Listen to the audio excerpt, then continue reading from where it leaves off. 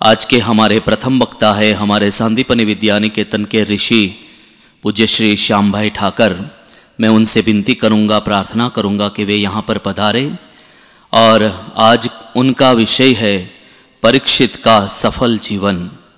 आप आज इसी विषय पर हम सभी को प्रवचन श्रवण कराएंगे। हरे कृष्णा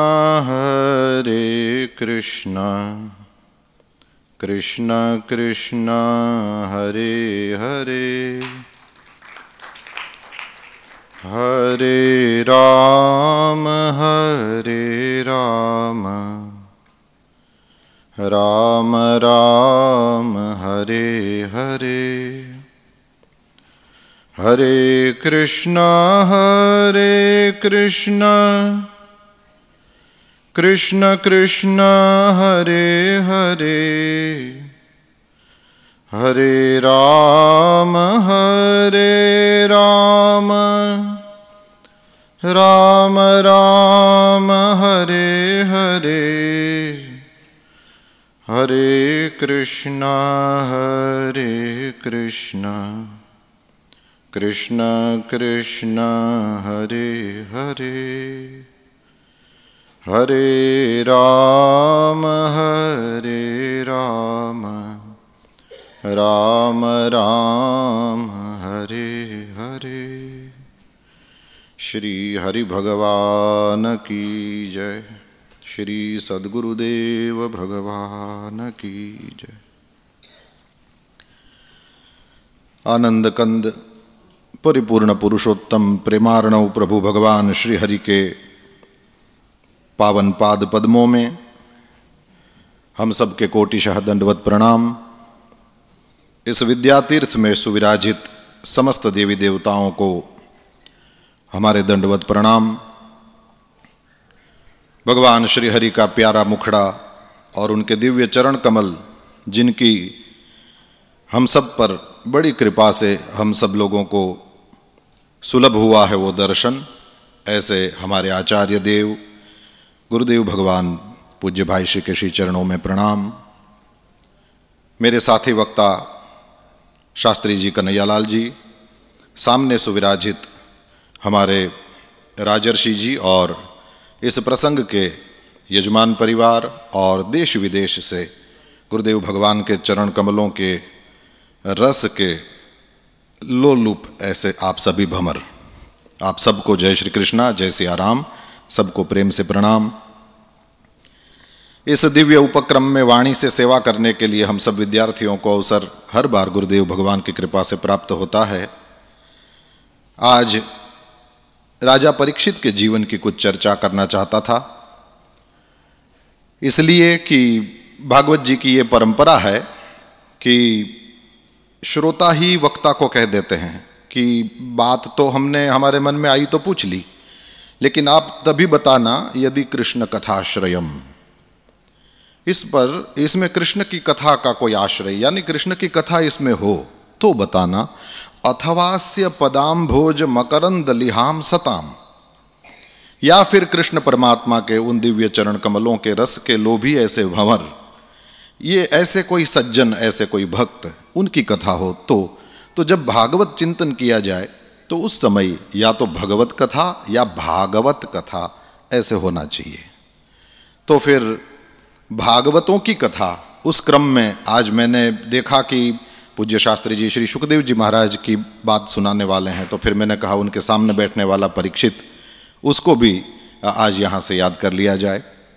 दूसरा भाव ये भी था, 2011 में कथाकार मिलन त्रिवेणी यहाँ पर हुआ था अपने सांदीपनि में, और उस समय गुरुदेव भगवान ने अपने प्रवचन में ये कहा था कि वक्ता तो सब पूज्य हैं ही हैं, लेकिन प्रश्न पूछने वाले पृच्छक भी पूज्य हैं।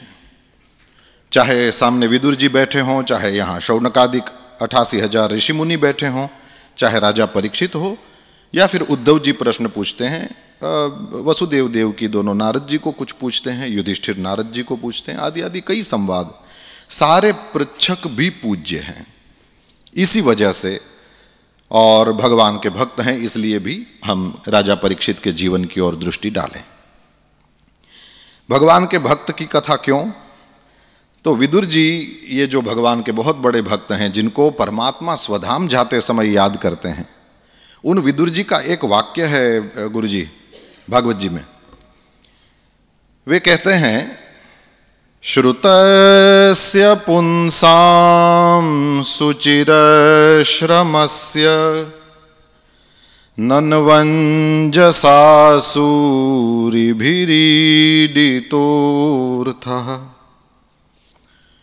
यत्तद्गुणानुश्रवणं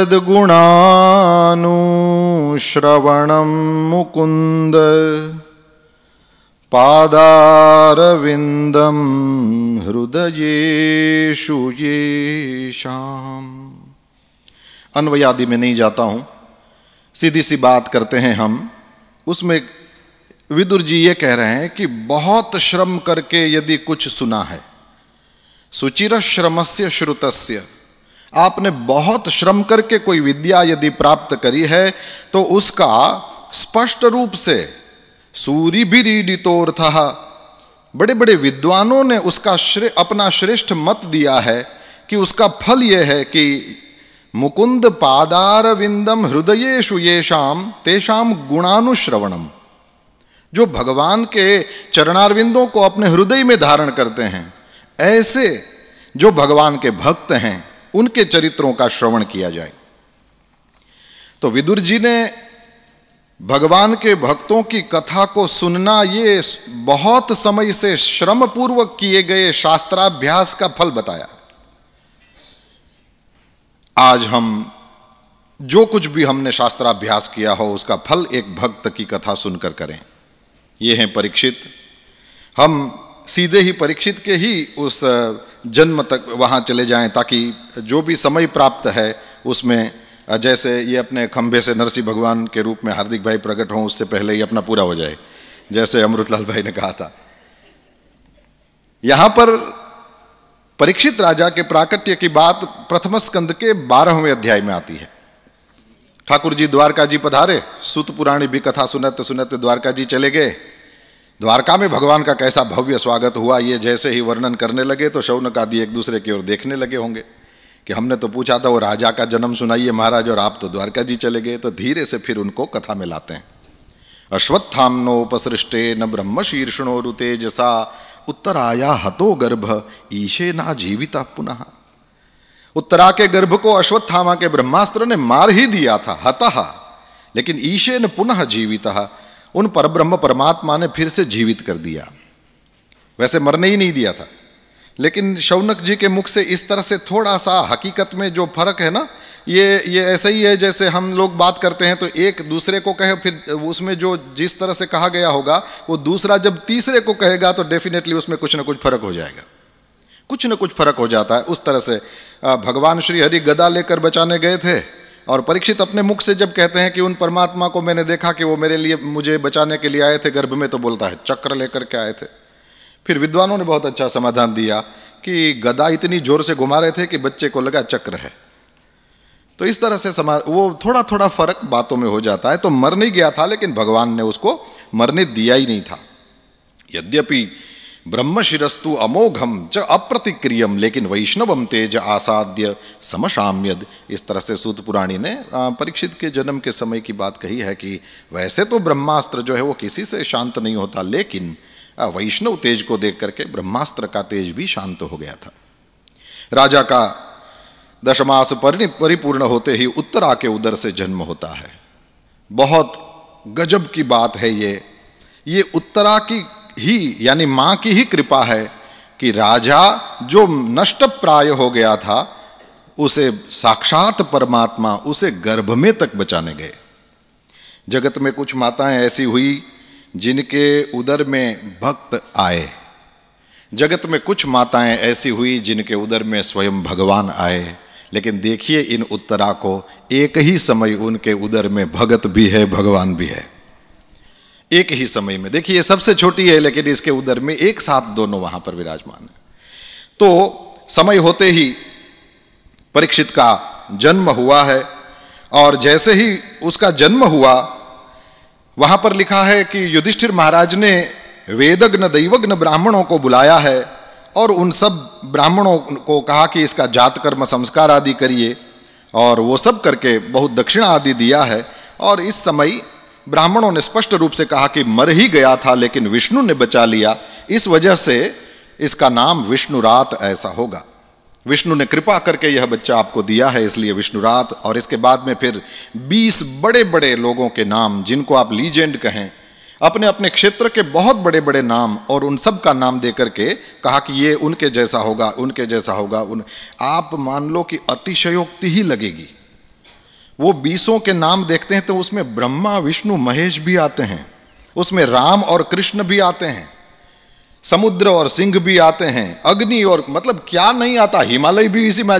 जैसे लगे कि परीक्षित का विभूति योग चल रहा है, जैसे हमको लगे कि अतिशयोक्तियां हैं, लेकिन उसमें राम कृष्ण और ब्रह्मा विष्णु महेश के से गुण इसमें होंगे, ऐसा ब्राह्मणों ने कहा। फिर उस समय की परंपरा के अनुसार उसके जन्म से लेकर के मृत्यु कैसे होगी, यह भी बहुत ही स्पष्ट रूप में श्रीमद् भागवत में यहां पर लिखा है। तक्षक के डसने से मरण होगा, लेकिन फिर अंत समय में यह श्री सुखदेव जी से आत्मा के यथार्थ स्वरूप का ज्ञान प्राप्त करेगा और गंगा के किनारे पर अपने शरीर का त्याग करेगा। युधिष्ठिर आदि ने बड़ी प्रसन्नता से ज्योतिष शास्त्र के उन विशेषज्ञों को दान दक्षिणा आदि दिया है। इसके बाद में वो बालक बड़ा उड़ने लगा। अब इसके बाद में कथा का क्रम एकदम अलग दिशा में चला जाता है। युधिष्ठिर ने ये परीक्षित जब सयाना हो गया, ये लिखा है, उसके बाद में कथा का क्रम ऐसा है कि युधिष्ठिर ने 3 अश्वमेध यज्ञ किए हैं। भगवान श्री हरि की हाजिरी में ही ये 3 अश्वमेध यज्ञ हुए हैं। इसके बाद में फिर विदुर जी आते हैं, वो धृतराष्ट्र गांधारी को ले जाते हैं।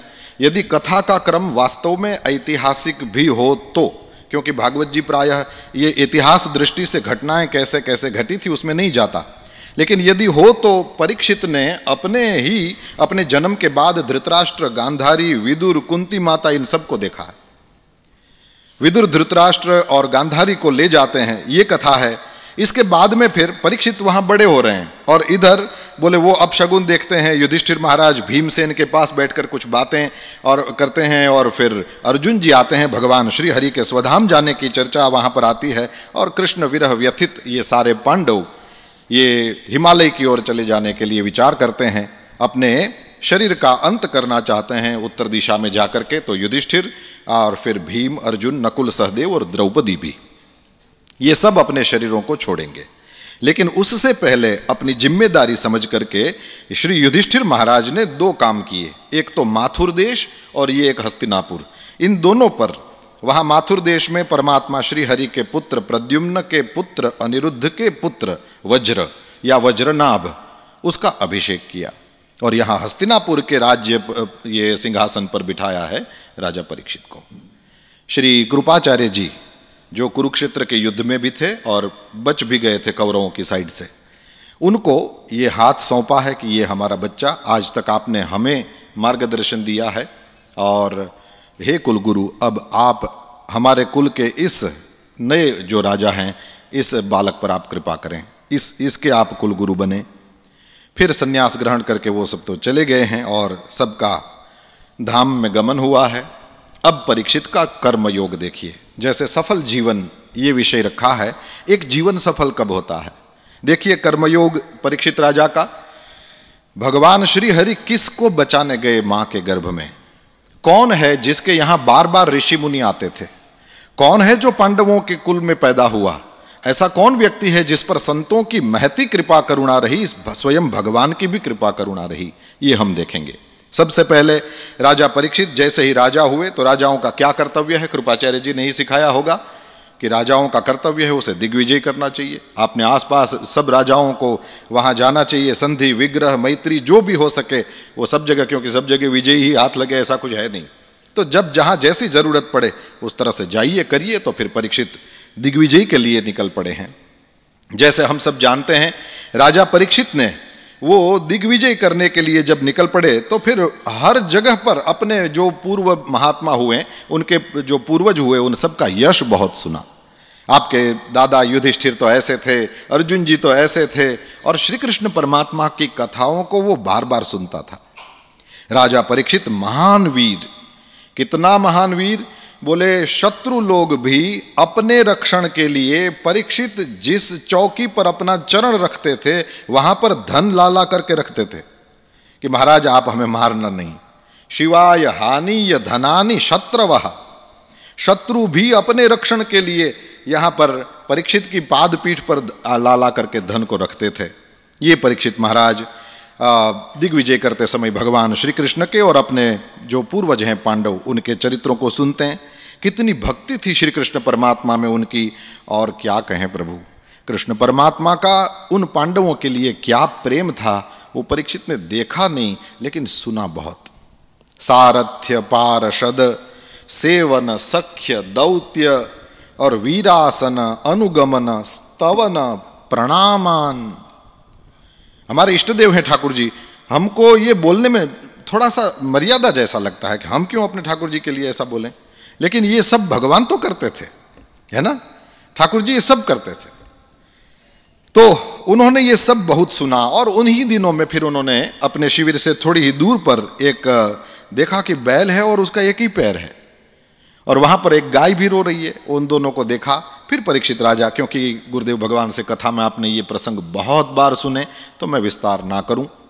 हम जानते हैं धर्म और धरती, गाय धरती थी और बैल जो था वो धर्म था। उसके 3 पैर कट गए थे, यानी सत्य तप पवित्रता दया, 4 में से तप पवित्रता और दया वाले 3 चरण कट गए थे। स्वाभाविक रूप से पृथ्वी और धर्म का संवाद होता है। भगवान में जो 39 महान गुण है उनकी चर्चा यहाँ पर पृथ्वी देवी ने धर्म के साथ करी है, और वहाँ पर राजा परीक्षित आते हैं और तुरंत पूछते हैं कि आप दोनों को दुखी करने वाला कौन है, क्योंकि ये गुड़ाकेश का यश जिन्होंने धारण करके रखा है, ऐसे राजाओं के राज्य में अभी आप हैं। यदि आपको कोई रुलाएगा तो उसको मैं छोड़ूंगा नहीं। कोई यदि अमर भी होगा तो अमर्त्यस्यापि सांगदम, उसके गहनों सहित उसकी भुजा को काट दूंगा। इसलिए आप बताएं आपके दुख का कारण कौन है। धर्म फिर अपनी भाषा में बोलते हैं, और स्पष्ट रूप से नहीं कहा कि किसने हम लोगों का अपराध किया है और किसने हमको दुख दिया है। यही कहा कि कोई तो कहते हैं ग्रह कारण है, कोई कहते हैं दूसरे मनुष्य कारण है, कोई कहते हैं अपने कर्म ही कारण है। तो विमृशस्व मनीषया, अपनी बुद्धि से सोच ले कि हमको दुख देने वाला कौन है। तुरंत राजा ने कहा धर्मोसी वृष रूप दृक्, क्योंकि धर्मम ब्रवीषि धर्मग्न। हे धर्मग्न, आप धर्म ही बोल रहे हैं, इसलिए आप इस बैल के रूप में, लेकिन हैं तो स्वयं धर्म ही। इसके बाद फिर ध्यान गया उस कली पुरुष पर, और तलवार निकाल करके रहने नहीं दूंगा तुझे यहां पर। अब जैसे ही वो शरण में आया, कथा प्रसिद्ध है, आप सब जानते हैं, लेकिन वो कली को क्यों रखना नहीं है उसका कारण दिया राजा ने कि तुमको मेरे राज्य में नहीं रहना चाहिए, न वर्तितव्यम भवता, और कथंचन, यानी किसी उपाय से तुम्हें मेरे राज्य में नहीं रहना चाहिए। और उसका एक कारण है कि जहां तुम होते हो वहां 9 प्रकार के दोष ये होते ही हैं। त्वाम वर्तमानम नरदेव देहेष्वनु प्रवृत्तो यम धर्म पूगः लोभो नृतम चौर्य मनार्य मौहो ज्येष्ठा च माया कलहश्च दंभः। ये 9 ऐसे हैं, कोई इसकी व्याख्या करने की जरूरत नहीं, लेकिन अपलखण 9 बताया। ये 9 चीजें जहां तुम होते हो होती है। गुरुदेव भगवान की कृपा से हम लोगों को नित्य ही सांदीपनी में जब होते हैं तो विद्यार्थियों के साथ बैठ करके भागवत जी का स्वाध्याय करने का अवसर मिलता है। तो मुझे भी अवसर मिलता है इसमें। मुझे मिला कि ये कली के जो ये सब कटक है उसमें 9 बताए। तो बड़ा प्रसिद्ध है, भगवान ने संसार में बैलेंस करके रखा है। तो ये 9 हैं, तो भक्ति भी 9 है। ठीक है, प्रहलाद जी वो अपने पूछा ना कि तुझे क्या अच्छा लगता है, हिरण्यकशिपु ने पूछा, तो स्पष्ट रूप से वो श्रवणम कीर्तनम विष्णु हो। ठीक है, इति पुंसार पिता विष्णु भक्तिश्चिन्न वलक्षणा क्रियते भगवत्यद्धा तन्मन्ये तमुत्तमम। मुझे तो यही लगता है, यही पढ़ना ठीक है। तो श्रवणम कीर्तनम विष्णु हो वाला ये बड़ा प्रसिद्ध है। और साथ ही साथ मुझे ये 6ठे स्कंद में प्रथमाध्याय में 13वां श्लोक है, वहां पर ये पाप नाश के भी 9 साधन श्री शुकदेव जी महाराज ने बताए हैं। तपसा ब्रह्मचर्येण शमेन च दमेन च त्यागेन सत्य शौचाभ्याम यमेन नियमेन च। ये 9 साधन बताए हैं, इसके भी विस्तार में हम नहीं जाएंगे, बात आ गई तो आपके सामने कह दिया।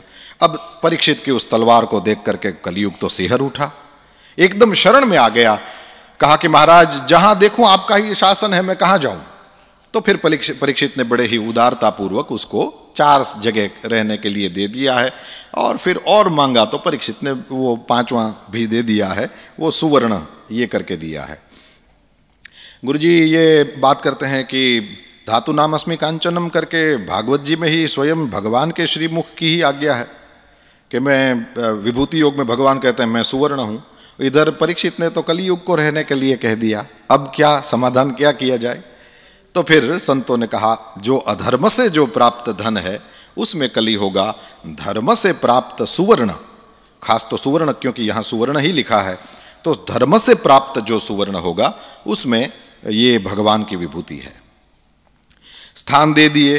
अब श्री सूत पुराणी अपनी ओर से कहते हैं कि 3 लोगों को इन जुए से, व्यभिचार से, हिंसा से, झूठ बोलने से और ये अधर्म के धन से बचना चाहिए।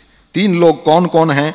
बोले एक जो धार्मिक राजा हो, धार्मिक राजाओं को बचना चाहिए। दूसरा जो प्रजा वर्ग के लौकिक नेता हैं उन लोगों को भी बचना चाहिए, यानी समाज के जो श्रेष्ठी लोग हैं, समाज के जो मुखिया लोग हैं उन लोगों को बचना चाहिए। और तीसरा धर्मोपदेष्टा जो गुरुदेव हैं, इन तीनों को बड़ी सावधानी से इन चीज़ों से बचना चाहिए। अब जो मुख्य वैराग्य का कारण बना था वो ऋषि का शाप या ऋषि पुत्र का शाप। कथा सुनाते हुए श्री सूत पुराणी ने कहा कि परीक्षित जी तो माता की कोख में भगवान की कृपा से मरे नहीं, और ब्राह्मण का शाप लग गया था, डसने के लिए तक्षक नाग आया, तो प्राणनाश के महान भय से भी भयभीत नहीं हुए क्योंकि भगवान में अपना चित्त लगा दिया था। और इस वजह से उन्होंने सारी आसक्ति छोड़ी, गंगा तट पर गए, शुकदेव जी से उपदेश ग्रहण किया और इस प्रकार भगवान के स्वरूप को जानकर अपने शरीर को त्याग दिया। 18वें ही अध्याय में परीक्षित का मोक्ष उसकी कथा आ गई। लेकिन ये गुरुजनों की बड़ी विशिष्टता, बात रख दी तुम्हारे सामने। अब तुम में यदि जैसे गुरुजी आप कह रहे थे संदीपन हुआ हो तो फिर वे संदीपनी तुम्हारे सामने बैठे हैं, फिर तुम यदि प्रश्न करो तो जिज्ञासा का उत्तर प्राप्त होगा, नहीं तो परीक्षित मोक्ष कही ने पुराण पूर्ण करियो, हो गई बात पूरी। लेकिन तुरंत सामने जो शौनकादि बैठे थे उन्होंने कहा महाराज ये राजा तो, ये सबका जन्म सामान्य रूप से होता है, लेकिन ये राजा तो ऐसा कि जिसको उसके जन्म के समय उसको मां के पेट में बचाने के लिए स्वयं द्वारकाधीश दौड़ पड़े थे। महाराज इसका जन्म भी सामान्य रूप से नहीं हुआ है, ये परमात्मा का परम प्रेमी राजा, इसके जन्म कर्म की कथा को आप संक्षेप में न कह करके विस्तार से कहें। और श्री सूत पुराणी ने सीधे ही एक दिन राजा धनुष्य लेकर के जंगल में शिकार के लिए गया, ये बात करने शुरू की। अच्छा आश्चर्य ये है, वो तो आज ही मेरा भी ध्यान आज ही गया, और ये भागवत जी सच में दिने दिने नवम नवम। स्पष्ट रूप से देखिए, मृगान अनुगतः अतएव श्रान्तः, मृगों के पीछे दौड़ा इसलिए थक गया। तो क्या किसी को नहीं मारा? एक को मारने की बात यहां पर आप नहीं पढ़ेंगे। जे मृगबान राम के मारे वाले इतना भी नहीं मिलेगा आपको, केवल मृगान अनुगतः श्रान्तः। फिर मैं विचार करने लगा किसी को नहीं मारा, ऐसे ही कैसे थक गया? हाँ, फिर ध्यान में आया कि इसको ये कोई मारने वारने का अभ्यास ही नहीं था, ये दिग्विजय कर सकता था लेकिन इस तरह से ये अबोल पशुओं को मार नहीं सकता था, इसका ये अभ्यास ही नहीं था। बस मृगों के पीछे दौड़ते दौड़ते ही थक गया, और दौड़ा भी होगा शायद घोड़ा छोड़ के कि इससे ज्यादा अच्छा होगा। थक गया राजा, और फिर स्वाभाविक रूप से बड़े जोर की भूख लगी है, प्यास लगी है। ऋषि के आश्रम में अंदर जाते हैं, और ये दुष्यंत वगैरह को जो पता था वो राजा भूल गया। भगवान की ही कुछ माया, अपने सारे गहने आदि को भी उतार देना होता है, ऐसा आज हमने सवेरे सुना था। और राजा तो अपने पैरों में जूतियां हैं, सिर पर वो मुकुट है, वो मुकुट के ही हिसाब से तो वो कली ने अपने घर पर ले जाने का वो प्रारंभ किया है इसको। हाथ में अस्त्र शस्त्र हैं, और उस तरह से राजा आश्रम में घुस गया। जैसे ही अंदर जाता है देखा कि ऋषि बैठे हैं। अब स्थान त्रयात परम प्राप्तम ब्रह्मभूतम अकल्मषम, ऐसे ऋषि समाधि में बैठे हुए थे, और सही वाली समाधि। अब राजा अत्यंत भूखा और अत्यंत प्यासा। अब ये सब चीजें आप जब बहुत भूखे प्यासे हों तो बहुत जल्दी समझ में आ जाएंगी। राजा ने ना प्रणाम किया, ना ही कोई मीठी वाणी में कोई बात करी, ना ही मैं कौन हूं इसका परिचय दिया। नहीं तो ये सब नियम होता है ना, सारा वो कृष्णा त्रिगोत्रहा त्रिप्रवरान्वित है, कोई केवल ब्राह्मणों के लिए थोड़ी है, सबके लिए है।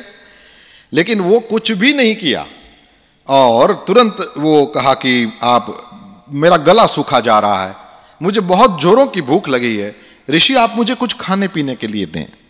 लेकिन बिल्कुल अलब्ध तृण भूमि आदि रसम प्राप्तार्घ्य सून्द्रुतः, तृण भूमि आदि भी नहीं मिला, तृण का आसन भी नहीं मिला, नीचे भी बैठ जाने के लिए किसी ने नहीं कहा, और जल आदि की तो बात ही छोड़ दो, और अर्घ्य आदि मीठी बातें तो कहां से मिलनी थी। तो अवज्ञातम इव, ये मुझे अच्छा लगता है। अपमान नहीं किया था, लेकिन जैसे अपमान हुआ हो ऐसा समझ बैठा। और इसलिए ये बहुत काम का श्लोक 18वें अध्याय का 29वां श्लोक है। शुरुआत ही यहीं से होती है। अभूतपूर्व, राजा के जीवन में ऐसा प्रसंग कभी नहीं पड़ा था। क्या प्रसंग? बोले सहसा और क्षुत्रुभ्याम, जैसे सूत पुराणी भी बचाव करने लगे। नहीं, वो सहसा हो गया था इसलिए हुआ, वो क्षुत्रुभ्याम, वो बहुत भूख प्यास लगी थी इसलिए ये अभूतपूर्व घटना घट गई। नहीं तो भगवान जिसको अपनी उसकी मां के पेट में बचाने गए हो ये ऐसा काम नहीं कर सकता। इस तरह से बचाव के शब्द आप देख सकते हैं इसमें। और वो क्षुत्रुभ्याम अर्दितात्मनः, जिसको दबाया गया है, ऐसे राजा को ब्राह्मणम प्रत्यभूत ब्रह्मन मत्सरो मन्युरेव च, ईर्ष्या भी हो गई और क्रोध भी हो आया। लिखना तो है स्पष्ट रूप में, जिन्होंने अपने जन्म की कथा लिख दी, उन व्यास जी ने समाधि में जो देखा सब लिख दिया है। तो मत्सर मन्यु परीक्षित को हुआ ये लिखना है, लेकिन वक्ता के रूप में जैसे सुत जी राजा को बचा रहे हैं कि वो ऐसे कभी नहीं हुआ था, ऐसी चीज हो गई, वो सहसा हो गई, वो भूख प्यास के कारण हो गई, आदि आदि में आधा श्लोक खर्च किया है। अब राजा को इस तरह से बड़ा क्रोध आ गया। और फिर देखें, वो ब्रह्म ऋषि उनके गले में वो सांप डालता है, ठीक है ना। तो यहां पर भागवत जी में स्पष्ट रूप से देखिए, ये 30वां श्लोक, ब्रह्म ऋषेः अंसे, यानी कांधे पर, अंश कहते हैं इसको, और वहां पर गतासुम उरगम, मरा सांप डाल दिया है। देखो यहां भी नहीं मारा, इसका अभ्यास ही नहीं है। गतासुम, वो मरा हुआ सांप उठाया और उसी धनुष्य से फिर ऋषि के गले में, अत्यंत क्रोध में भी वो मार नहीं पाया, नहीं तो ऋषि को ही हिला देता, नहीं तो और कुछ कर देता। उसके पास वो जब लश्कर लेकर के ही गया होगा, जब शिकार खेलने गया हो, तहस नहस कर देता आश्रम पूरा। लेकिन देखिए ठाकुर जी की लीला, वो जैसे जहां जिससे जो कराना चाहते हैं उतना ही होता है। नहीं तो देखो, अब ऐसा है, सवाल पूछने बैठो तो 1000 जात के सवाल पैदा होते हैं। जैसे जो कौशिकी नदी, जिसका जल लेकर के वो शाप दिया गया, वो नदी खाली आश्रम में ही बहती होगी क्या? और केवल आश्रम में हो तो उसको नाला बोलेंगे, नदी बोलेंगे, तो बाहर नहीं होगी, एक सवाल। दूसरा, वो जिस जंगल में गया वहाँ कोई पेड़ नहीं लगा था जिसमें फल हों। और सबसे बड़ी बात, वो राजा के साथ कैसे लोग चलते थे कि राजा के खाने पीने की जरा सी भी व्यवस्था साथ में नहीं रखते थे, कि राजा को भूख लगी हो तो टेबल वेबल बिछा दिया जाए, कपड़ा बिछा दिया जाए, वहाँ वन भोजन की सारी व्यवस्था की जाए कि राजा थक गए हैं। 4 लोगों को आकर के ही बता देना चाहिए, महाराज आप थक गए हैं, अब आप यहीं रुक जाइए, पहले भोजन आदि हो, फिर दोपहर के बाद में मन होगा तो फिर और शिकार खेलेंगे ना। ये सब सवाल इसमें नहीं चलते। ये सब ठाकुर जी जैसा, जिसको जहाँ जैसा कराना चाहते हैं वो वहाँ वैसा ही होकर के रहता है। राजा ने उस क्रोध और ईर्ष्या में वो मरा हुआ सांप डाल दिया। फिर जो हुआ, शाप आदि आप जानते हैं। राजा घर आया और जैसे ही राजधानी में आया, और वो स्वाभाविक रूप से वो मुकुट निकाल दिया होगा, थका हुआ राजा, और जैसे ही ये किया तो तुरंत अपना वो गर्ह्यम कर्म, निंदनीय कर्म को याद करता है और सुदुर्मनाहा, बहुत उदास हो गया। क्या किया था मैंने?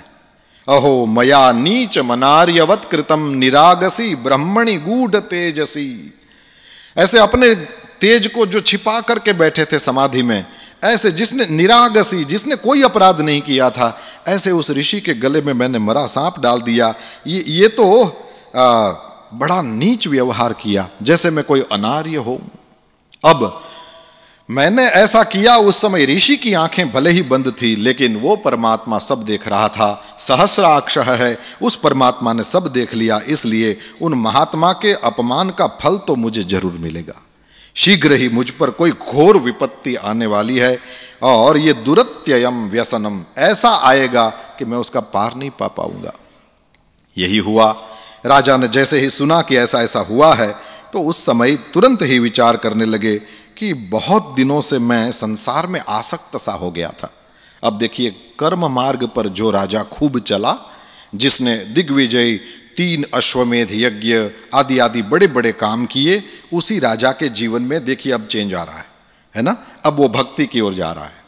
जैसे ही उसने ये सब सुना कि शाप हो गया है, तुरंत उसी समय वो पद्म पत्र मिवाम भसा, जैसे गुरुदेव भगवान से कई बार आप सुन चुके, उस तरह से वो जैसे कमल का पत्ता पानी में था लेकिन पानी से चिपका नहीं था।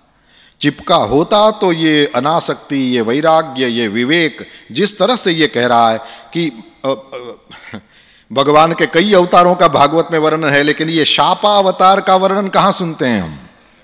इसने स्पष्ट रूप से कहा है कि इस शाप के रूप में परमात्मा ही मुझे बचाने के लिए आए हैं, क्योंकि बहुत दिनों से घर गृहस्थी की आसक्ति में मैं इस तरह से फंसा हुआ था। आज परमात्मा ये शाप के रूप में मेरे सामने आ गए, और वैसे तो मैं इन भोगों को तुच्छ और त्याज्य ही समझ रहा था, लेकिन छोड़ नहीं पाता था। वही हुआ जो युधिष्ठिर ने सुना, कृष्ण गए और तुरंत वैराग्य, और वो अपने सिंहासन से खड़े हो गए, दादा ये वो दिक्रो, वही हुआ देखिए। और वो भी इस तरह से, और फिर जैसे परीक्षित का हाथ पकड़ करके बिठाया था सिंहासन पर, और युधिष्ठिर ने कहा था बेटा तेरा राज्याभिषेक का उत्सव तो बहुत बड़ा करता ये तेरा दादा, लेकिन मेरे पास अब समय नहीं, कृष्ण नहीं तो धर्म क्यों टिकेगा। उसी तरह से अपने बच्चे जन्मेजय को भी कह दिया बड़ा उत्सव करता लेकिन समय नहीं है। अब अपनी प्रजा को प्रजा की तरह रखना, और ये अनासक्ति, ये वैराग्य, और उसके कारण गंगा जी के तट पर आमरण अनशन का व्रत लिया है। आमरण अनशन का व्रत क्यों? बोले बहुत भूख लगी, बहुत प्यास लगी। साधक किसको कहते हैं? ब्रह्मलीन डोंगरे जी महाराज का स्मरण होता है। साधक किसको कहते हैं? दूसरों के साथ उदार रहें, अपने साथ बहुत कठोर रहें। और बधाई हो, ये फरवरी की 15 तारीख ब्रह्मलीन डोंगरे जी महाराज की जन्म जयंती भी है। वैसे जिनका देह न हो उनकी जयंतियां नहीं मनाई जाती, लेकिन संतों और भगवान की बात अलग होती है। 15 फरवरी को ही आपका प्रागट्य हुआ था इंदौर में। तो साधक कौन? बोले अपने साथ कठोरता से व्यवहार करे और दूसरों के साथ बड़ी उदारता से व्यवहार करे। परीक्षित ने यही किया। आमरण अनशन, इसका मतलब है कि जब तक मरण नहीं हो जाता, एक दाना अन्न नहीं मिलेगा और एक बूंद जल नहीं मिलेगा। इस तरह से अब तो जैसे ही वे वहां पधारे, बड़े बड़े राजर्षि, देवर्षि, ब्रह्मर्षि, कौन नहीं था। भगवान एक चीज पर आज ये भी नया नया ही ध्यान गया, मैत्रेय भी वहां बैठे हैं। मैत्रेय और वह कवशः कुंभयोनिर द्वैपायनो भगवान नारदश्च। ये तो है कि संकर्षण भगवान से फिर सनत कुमार ने, और फिर सांख्यायन मुनि ने, और फिर पराशर जी ने, और मैत्रेय ने। ये कथा का क्रम है। जो 2 परंपराएं हैं उसमें से दूसरी ये है, लेकिन मैत्रेय जी के पास आकर के लगता है कि जैसे संगम हो गया, दोनों गंगाएं मिल गई। जैसे श्री सुखदेव जी महाराज अभी बैठे हैं, तो फिर सुखदेव जी आएंगे तो क्यों उठ के चले जाएंगे, और कथा पूरी होगी तब तक क्यों बीच में से चले जाएंगे। तो मैत्रेय जी इस सभा में भी हैं। बड़े बड़े ऋषि मुनि, आप भारतवर्ष के बड़े बड़े किसी महात्मा का नाम ले लीजिए, सब वहां पर, अत्रि, वशिष्ठ, च्यवन, भृगु, विश्वामित्र, परशुराम, आप कहो कौन नहीं था, सब थे वहां पर। श्री नारद जी वहां पर विराजे हैं, भगवान वेद व्यास जी हैं, पराशर जी हैं, सब के सब वहां पर थे। राजा के ऊपर कृपा करने के लिए वो सब वहां पर आए, और राजा ने सबका सत्कार किया। सब जब अपने अपने आसनों पर बैठ गए, शुद्ध हृदय से अंजलि बांध करके राजा सबके सामने खड़ा है। अब ये जो कर्मयोगी, तलवार चलाने वाला, दिग्विजय करने वाला, जिसके रथ की गड़गड़ाहट को सुनते ही सारे राजाओं के हृदय बैठ जाते थे, या ये कहिए कि सामने से ही अपना राज्य उनके चरणों में समर्पित कर देते थे, ऐसा ये राजा अब बिल्कुल सब कुछ वो सब छोड़ छाड़ करके अब वो भक्त के रूप में देखिए कैसा गंगा के किनारे पर बैठा है। राम भक्ति जहाँ सुर सरि धारा, गंगा के किनारे पर परमात्मा की भक्ति करने के लिए ये राजा आया और अपने भाग्य का वर्णन करता है। और यहां पर कहता है कि स्वयं भगवान ही ब्राह्मण के श्राप के रूप में मेरे सामने आकर के खड़े हैं। ब्राह्मणों, मैंने अपने चित्त को अब भगवान के चरणों में समर्पित कर दिया। आप लोग और मां गंगा भी मुझे शरणागत जाने और मुझ पर अनुग्रह करें। महाराज मुझे केवल इतना ही कहना है, ब्राह्मण कुमार के श्राप से प्रेरित तक्षक आवे या तक्षक का रूप लेकर कोई दूसरा आवे या कुछ भी कैसे भी मेरा मरण हो जाए, मुझे इसकी तनिक भी परवाह नहीं है। दशत्वलम, उसको आके मुझे जितना डसना है डस ले, लेकिन गायत विष्णु गाथा, ये गायत विष्णु गाथा जब कहता है ना राजा, तो इसमें हमें एक प्रश्न का उत्तर भी मिलता है। श्री सुखदेव जी महाराज कोई कथाकार तो है नहीं, ठीक है, और राजा को ये अंत समय में कथा सुनना, ये भी कहीं हमारे यहाँ सुना ये नहीं दिया। वो अंत समय में भगवान का नाम लेना, भगवान का ध्यान करना तो स्वयं सुखदेव जी सिखाएंगे, कथा क्यों सुनाया? इस प्रश्न का उत्तर यहीं पर है। एक बार अभी बोल गया, अभी और आगे, राजा ने ऋषि मुनियों को जब विनती किया तो स्वयं ने ही कहा है गायत विष्णु गाथा, आप विष्णु की गाथाओं को गाइए, राजा की इच्छा है। तो जब अंतिम समय है, तो आज इस घोर कलयुग में भी किसी का अंतिम समय हो और इस तरह से कोई सजा वगैरह हुआ हो तो उसकी इच्छा पूरी की जाती है। तो राजा की उस इच्छा को ही श्री सुखदेव जी महाराज ने पूरा किया। अब ऐसा सवाल ना पूछें कि यहाँ सुखदेव जी तो है नहीं, उनको कैसे पता, सब पता। गायत विष्णु गाथा, ऐसा राजा स्वयं कहता है। और उस समय राजा ने स्पष्ट रूप से कहा है कि आप लोग कृपा करके भगवान की रसमयी लीलाओं का गायन करें। मैं आपसे यह भी प्रार्थना करता हूं कि किसी योनि में जन्म लेना पड़े, भगवान श्री कृष्ण के चरणों में मेरा अनुराग हो, एक। दूसरा, उनके चरणाश्रित महात्माओं से मेरी विशेष प्रीति हो, दो। और तीसरा, जगत के समस्त प्राणियों के प्रति मेरी मैत्री हो। क्या भक्त लोग मांगते हैं प्रभु, ये देखिए, 3 चीजें प्रभु आप मुझे दें।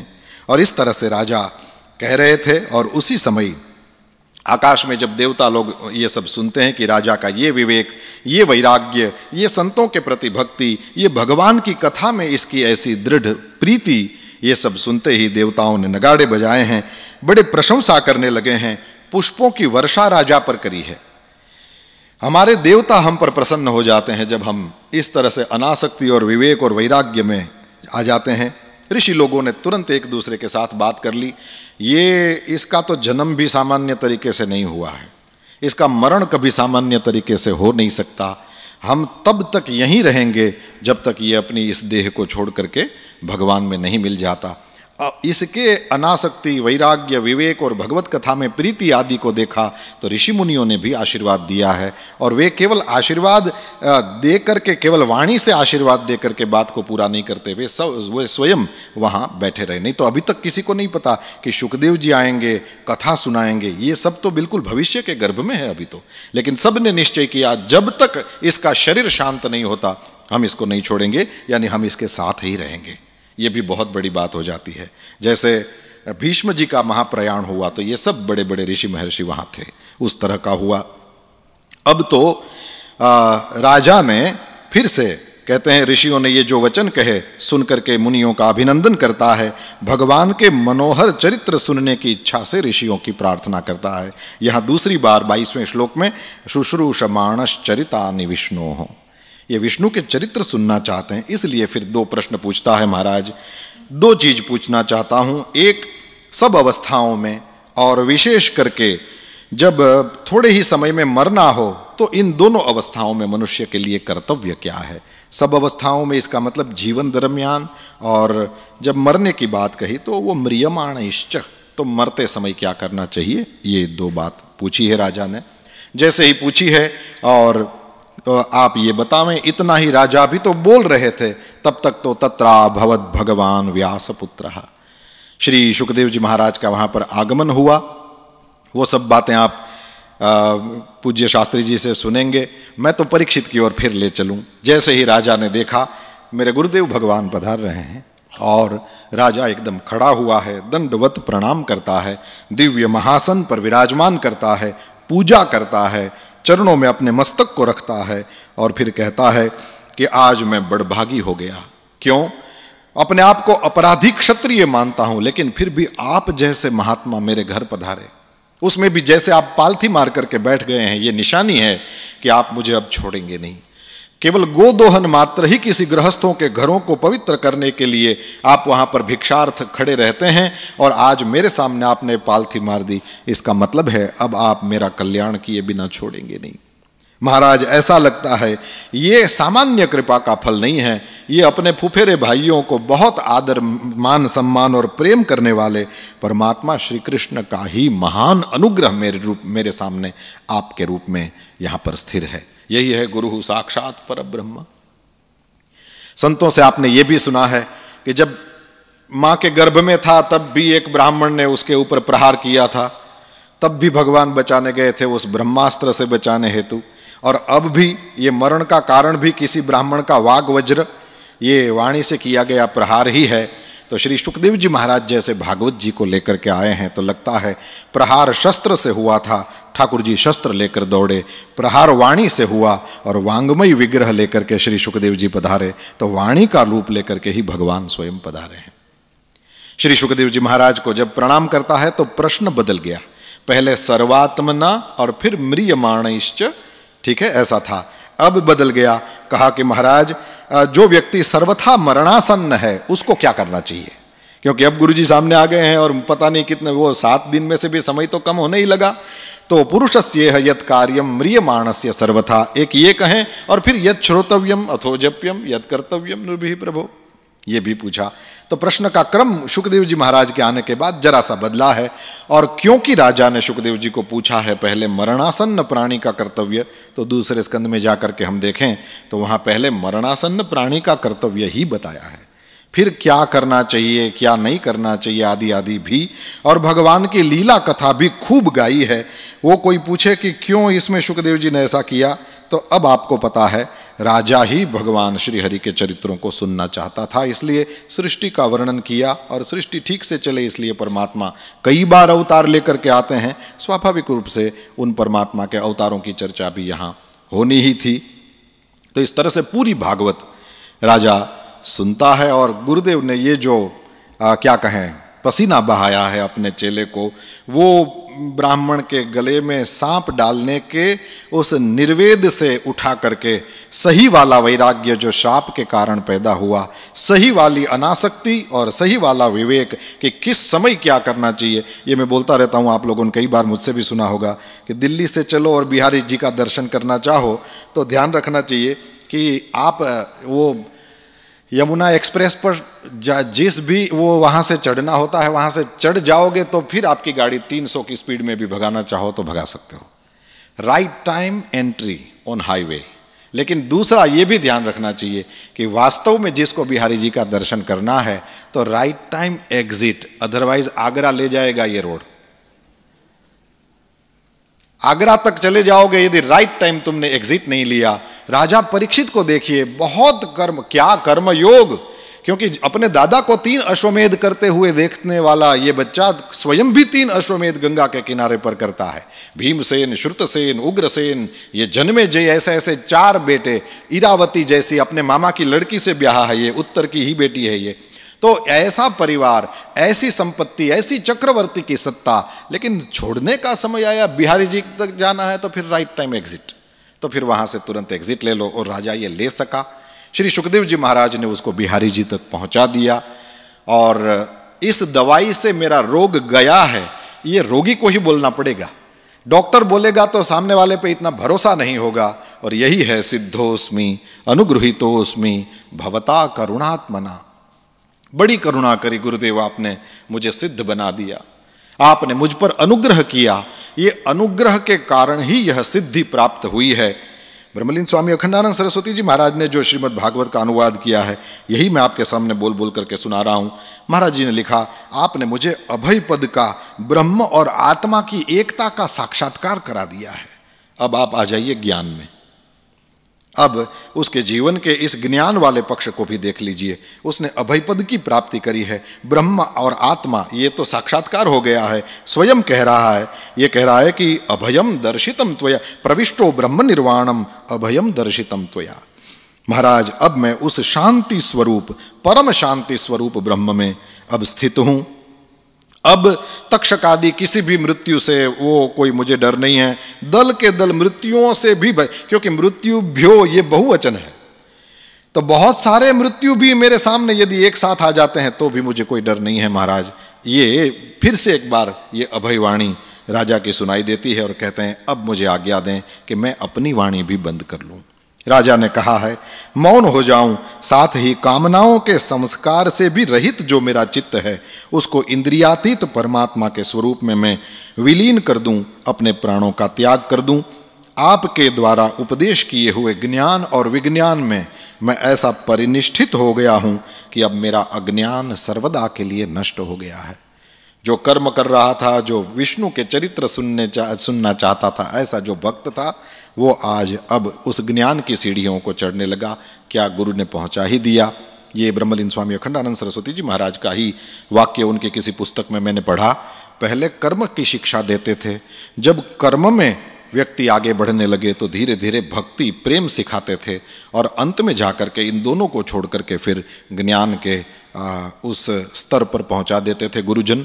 और ये हम देख सकते हैं कि श्री सुखदेव जी महाराज ने राजा परीक्षित को वहाँ तक पहुँचा दिया और ये पहुँच गया है, उसका एक बहुत बड़ा प्रमाण आप सबको, हम सबको प्राप्त होता है। और ये कि सांप के डसने से कोई मरे तो हमारे यहाँ अच्छा नहीं माना जाता, सही है ना। सांप के डसने से कोई मरता है तो उसको हमारे यहाँ कोई सद्गति के रूप में नहीं लिया जाता, लेकिन फिर भी भागवत में लिखा है जैसे ही उस परीक्षित के उस शरीर को तक्षक ने डसा और जैसे ही वो राख की ढेर बन करके गिर पड़ा, तब तक तो देवताओं के दुंदुभी बजे हैं, जय जयकार हुआ है, पुष्पवृष्टि हुई है। इससे सफल जीवन कहाँ देखेंगे। कर्म भी परिपूर्ण रूप में, प्रेम भी परिपूर्ण रूप में, सांसारिक रूप में भी, चाहे वह पति था या पिता था या राजा था या ये इस तरह से अपने दादाओं का पोता था राजा परीक्षित, वो बहुत अच्छी तरह से रहा, कुलगुरु के सामने शिष्य की तरह ठीक से रहा। और जब ज़रूरत पड़ी और सामने परिस्थिति ऐसी आ गई तो हृदय में जो वो भगवान की भक्ति की गंगा थी वो उछल पड़ी और फिर सारे कर्मों को पीछे छोड़ करके अनासक्ति पूर्वक, विवेक पूर्वक, वैराग्य पूर्वक गंगा जी के किनारे पर बैठ गया। इसीलिए गुरुदेव, सदगुरुदेव ने कृपा कर दी, क्योंकि शिष्य की भी तो कोई योग्यता होनी चाहिए, तब जाकर के गुरुदेव जो कृपा करते हैं उसका ज़्यादा अनुभव होता है। और गुरुदेव ने हाथ पकड़ करके पहुंचा दिया, वो ज्ञान मार्ग में भी परिपूर्ण हुआ। ये सब हमको देखने को मिलता है।